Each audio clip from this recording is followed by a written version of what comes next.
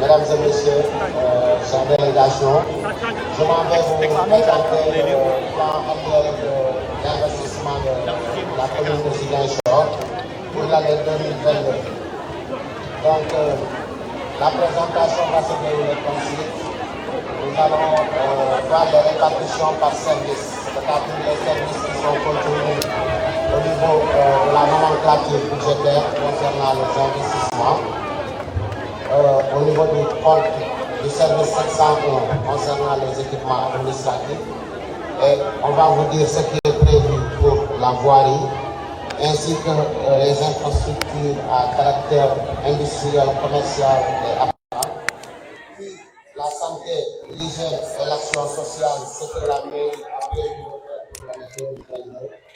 Aussi bien pour l'éducation, la culture, le sport, ainsi que l'acquisition du gros matériel et les études générales.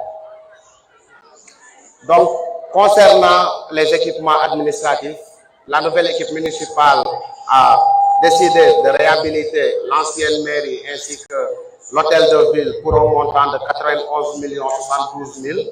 L'idée est que, au lieu de construire de nouveaux bâtiments administratifs, mieux vaut réhabiliter les bâtiments qui sont déjà là pour mieux optimiser nos ressources financières. Nous avons envisagé aussi d'aménager des bâtiments administratifs, notamment les bâtiments qui appartiennent à la mairie, comme le logement du secrétaire général, ainsi que la RPM, entre autres, l'acquisition de mobilier de bureaux et matériel administratif pour un montant de 25 millions.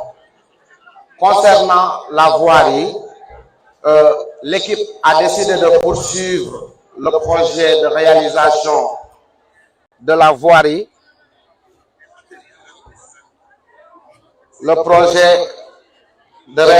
L'équipe a choisi de poursuivre le projet de réalisation de la voirie sur une distance de 4 993 mètres linéaires.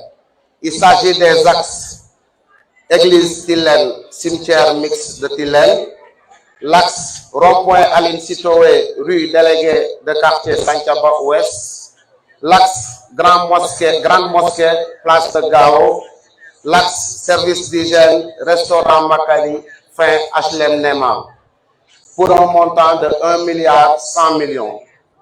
L'équipe a décidé aussi d'aménager des chaussées et des voies publiques pour un montant de 100 millions. La construction de trottoirs aussi pour un montant de 100 millions. Mais pour rendre le cadre de vie plus attrayant, l'équipe a décidé d'aménager des jardins et de reboiser pour un montant de 80 millions et 10 millions pour le reboisement. La réalisation des travaux d'adduction d'eau sont prévus et la priorité est faite au niveau des écoles pour un montant de 94 370 892. Concernant les équipements à caractère industriel, commercial et artisanal, dans un souci de désengorger le marché Saint-Maur de Boucotte et de créer des marchés de vocation, le maire a décidé de construire un marché aux produits agricoles pour un montant de 150 millions, un marché aux poissons à Boudodi, mais aussi la construction ou la réhabilitation de marchés secondaires, le tout pour une enveloppe de 400 millions.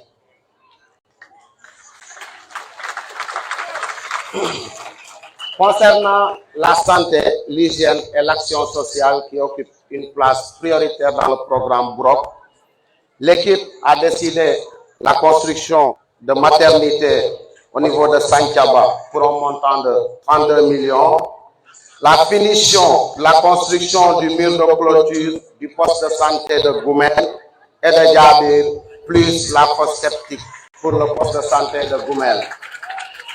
Mais la nouvelle équipe ne se limite pas là. Elle a décidé la construction des logements des ICP au niveau des postes de santé de Santhiaba, de Djabir et la réhabilitation du logement des ICP de Colette Senghor.